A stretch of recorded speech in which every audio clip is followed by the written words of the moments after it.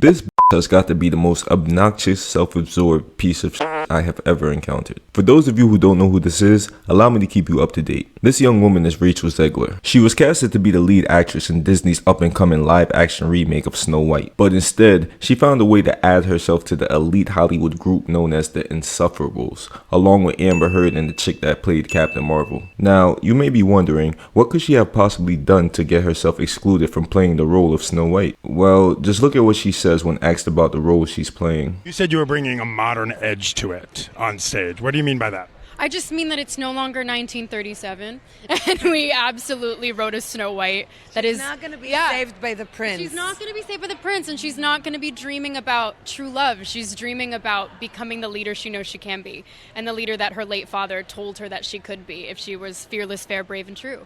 And so it's just a really incredible story for, I think, young people everywhere to see themselves in. Snow White is running for president. I'm launching my campaign. I am. Here we go with this again. Rachel, what the fuck are you talking about? I seriously cannot understand the obsession these actresses have with pushing feminist propaganda into everything they do. Bitch, this is Snow White, a magical fairy tale about a girl who finds true love through the power of friendship. Nothing more, nothing less. How do you equate that to her being a leader and not needing to find love at all? You're literally destroying the theme of the movie just to push your own asinine narrative. And believe it or not, this actually gets worse. Just listen to the way she completely shits on the original movie.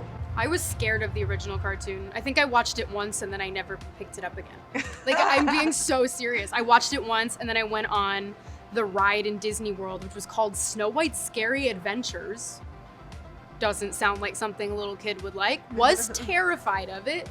Never revisited Snow White again. So I watched it for the first time in probably 16, 17 years when I was doing this film. Snow White plays a major role in Disney's branding simply because it was the first fairy tale ever told by them. Snow White was the one who popped it off for the other Disney princesses, which makes her iconic. For Rachel to know that and not give a shit while simultaneously changing the original story into some woke girl boss nonsense that nobody asked for really exposes her true narcissistic character and how she views the world. Rachel received a ton of backlash, which would ultimately lead to her almost getting fired by Disney. Not only that, but there have been rumors that Rachel has been blacklisted from Hollywood. According to various rumors, producers and directors feel that Zegler is too challenging to deal with and are now hesitant to cast her in future productions. This is because they're worried that her criticism of the new movie could turn off viewers and harm their movie's box office results. That would explain why she was dropped from the Hunger Games prequel she was set to star in, along with a bunch of other high-profile movies that she would have had a major role in, like the new Pirates of the Caribbean. This girl has lost millions all because she couldn't keep her mouth shut. Because of her, the Snow White movie has been pushed back to 2025 and 35% of her scenes have been cut. I personally believe this movie will tank no matter how many times Disney decides to prolong the release date, because at the end of the day, the public has already deemed Rachel as an unlikable person. But then again, I could be wrong. Do you think Disney should continue with the live action remake starring Rachel Zegler, or should they consider hiring a different actress for the role? Let me know in the comments below.